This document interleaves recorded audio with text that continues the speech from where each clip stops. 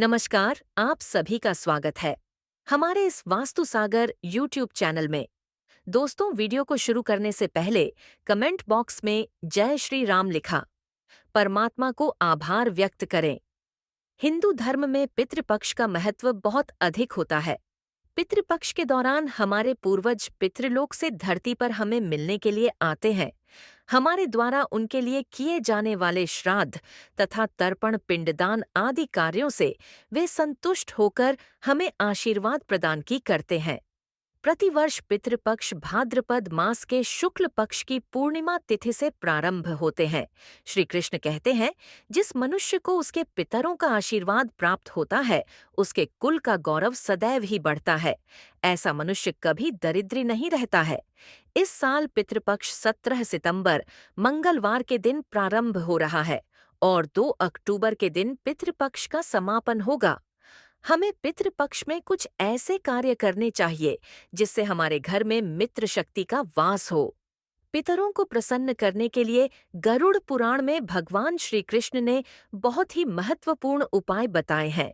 भगवान श्री कृष्ण के अनुसार पितरों की संतुष्टि के लिए सर्वोत्तम उपाय है दान करना, और दान में भी सर्वोत्तम होता है तिल का दान करना। जो भी मनुष्य पितृपक्ष में पितरों के लिए तिल का दान करता है, उसके सभी पापों का एवं दुखों का नाश हो जाता है। इसके अलावा आप पितृपक्ष में अपने पितरों की संतुष्टि के लिए वस्त्र आदि का दान अवश्य करें। यदि गाय का दान किया जाए तो कई गुना अधिक फलों की प्राप्ति होती है। दोस्तों, हमारे प्राचीन धर्म ग्रंथों में गाय को एक अत्यंत महत्वपूर्ण और पवित्र पशु माना जाता है। शास्त्रों में गाय को माता कहा गया है और समस्त देवी देवता इनका पूजन करते हैं। गौ माता के शरीर में 33 कोटि देवी देवताओं का निवास होता है। गाय एक अत्यंत पवित्र, निर्मल, शांत, निष्पाप जीव है।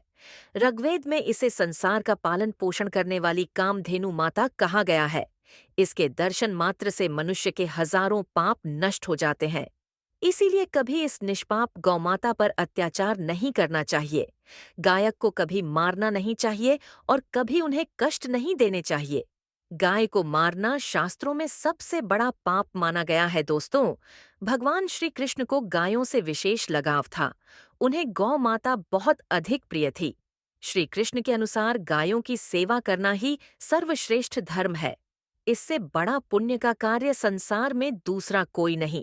कलयुग की भविष्यवाणी करते हुए भगवान श्री कृष्ण कहते हैं कि कलयुग में जब धर्म का लोप हो जाएगा, तब मनुष्य गाय की सेवा नहीं करेंगे।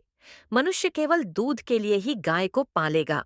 दूध के लिए वह गाय को बहुत कष्ट देगा, जिसके परिणामस्वरूप कलयुग में पाप और धर्म उसके चरम पर होगा।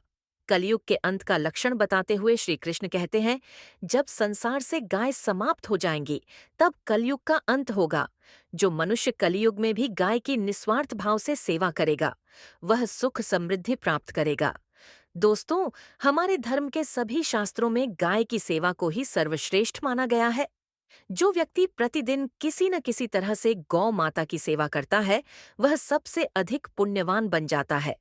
गांव में तो मनुष्य को गाय की सेवा करने का अवसर प्राप्त होता है, लेकिन शहरों में गाय के दर्शन आसानी से नहीं हो पाते हैं। इसीलिए मनुष्य को गौशाला में जाकर गाय की सेवा करनी चाहिए अथवा गौशाला के लिए दान धर्म करनी चाहिए। गायों के दान को सबसे बड़ा दान कहा गया है। गाय का दान करने से सभी जन्मों के पाप नष्ट हो जाते हैं और मनुष्य को मोक्ष की प्राप्ति होती है। आज हम आपको गौ माता के संबंध में बहुत ही महत्वपूर्ण बातें बताने जा रहे हैं। गाय की पूजा कैसे करनी चाहिए, गाय को कौन सी चीजें खिलाने से कौन सा फल मिलता है तथा गाय के किस अंग को स्पर्श करने से दरिद्रता दूर होती है आदि के बारे में हमारे शास्त्रों में बहुत ही महत्वपूर्ण ज्ञान दिया गया है। हमारी अत्यंत पूजनीय गौ माता के बारे में आप सभी को यह बातें अवश्य जान लेनी चाहिए। इससे आपके जीवन से सभी प्रकार के कष्ट दूर होंगे। दोस्तों, कई बार महिलाएं जाने अनजाने में गाय को कुछ चीजें खिला देती हैं, जिससे मां लक्ष्मी क्रोधित हो जाती है। शास्त्रों में कहा गया है कि ये चीजें गाय को कभी नहीं खिलानी चाहिए।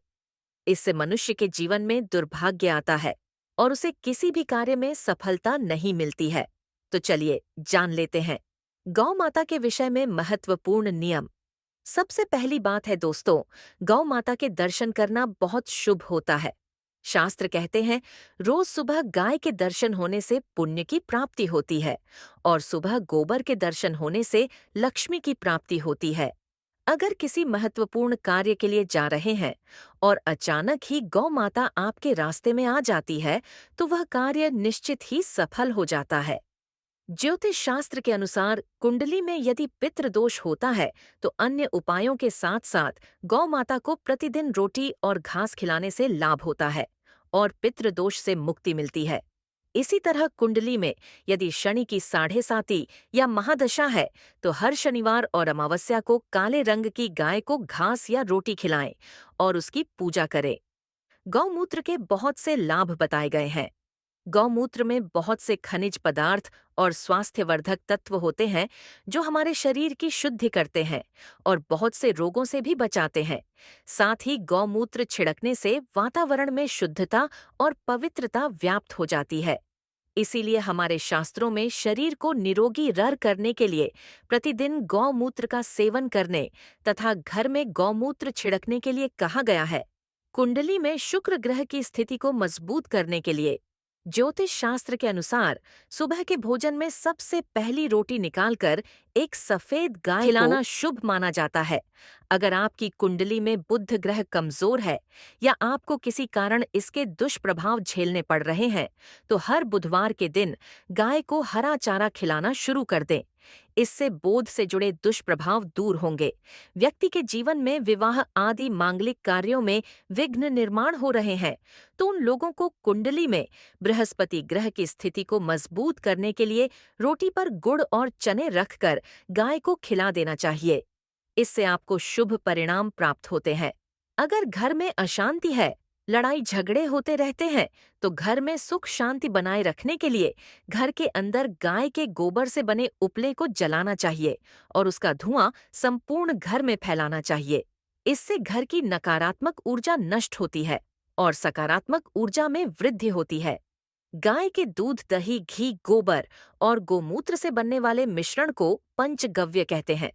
पंचगव्य को पापनाशक कहा जाता है और हिंदुओं की एक धार्मिक विधि प्रायश्चित करने में इसका उपयोग किया जाता है। पंचगव्य को बनाने वाली सभी वस्तुएं अत्यंत उपयोगी होती है, जो स्वास्थ्य के लिए लाभदायक तो है ही, साथ ही औषधीय गुणों से भी भरपूर है। दोस्तों, अगर आपके द्वार पर गौमाता आती है तो उसे बिना रोटी खिलाएं। प्रतिदिन गाय के लिए एक रोटी बनानी चाहिए और प्रेम से गौ माता को खिलानी चाहिए।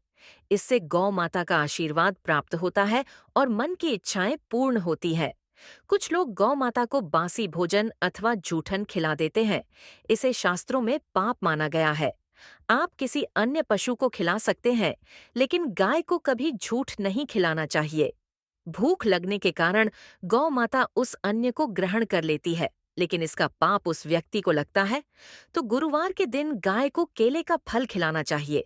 इससे दरिद्रता दूर होती है। दोस्तों, गौ माता की पीठ पर एक उभरा हुआ को बड़ होता है। उस गोबर में सूर्य केतु नारी होती है। जब भी आपके द्वार पर गौ माता पधारे, आप इस गोबर को एक बार जरूर स्पर्श करें। इससे आपके जीवन से सभी दुखों का अंत होगा और धन संपत्ति की प्राप्ति होगी। शास्त्रों में कहा गया है, जो मनुष्य तन मन धन से गौ माता की सेवा करता है, वह मृत्यु के बाद वैतरणी नदी को गौ माता की पूंछ पकड़कर पार कर लेता है। उस व्यक्ति की अकाल मृत्यु नहीं होती है और उसे मोक्ष की प्राप्ति होती है। दोस्तों, आपको हमारी वीडियो कैसी लगी? कमेंट बॉक्स में जरूर बताएं।